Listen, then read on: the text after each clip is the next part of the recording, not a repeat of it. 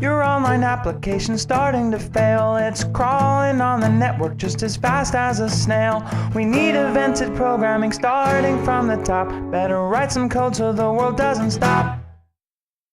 With the non-blocking model, we will be just fine. Built on Google Chrome's V8 runtime. And all you need to do is write some JavaScript code and use the real-time web with Node. Welcome back to Real-Time Web with Node.js. We're starting level 5, and we're going to be talking about the Express web framework. First, let's talk a little bit about Express. Now, Express is a Sinatra-inspired web application framework for Node.js. Express gives you routes, middleware, environment-based configuration, redirection helpers, file uploads, and a lot more.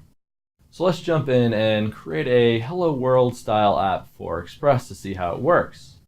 We can require Express after we install it with npm. Then we call a create server on Express, which will return an application. And using the application, we can set up a root route that responds to the GET request. And whenever we get a request to that route, it's going to call this callback, where we're going to use response.send file to respond with index.html from our current directory. And finally, we just listen on port 8080. Now when we issue a request for the server, we get back a 200 response.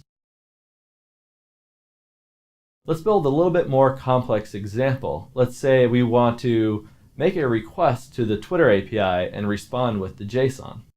We're going to use the request and URL modules, so let's require those.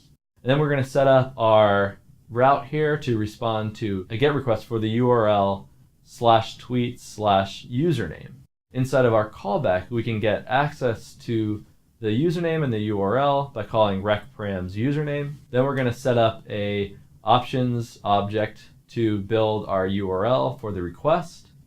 We're going to use URL format to turn that options object into a URL string.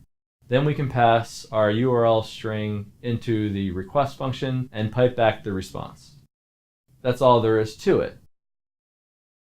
So let's jump into the screencast here. You can see we're going to start up our application using Node app.js.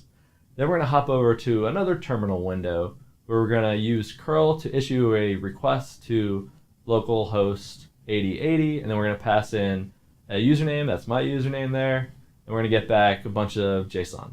It's kind of hard to read, so we're actually going to quickly install this pretty JSON module globally.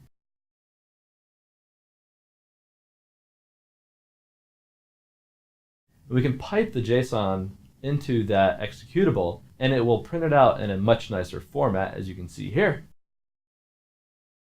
But instead of just printing out the JSON, how do we get it onto a web page? Well, Express has really good support for using template libraries and layouts to build web pages. And we're back here in our route, and instead of piping the results right to the response, we're actually going to pass in a callback.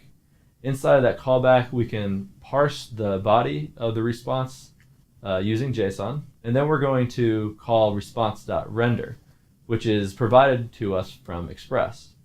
We pass in the name of the template file as the first argument, and then we pass in an object as a second argument. As you can see here in our template, tweet.ejs, we have access to that object.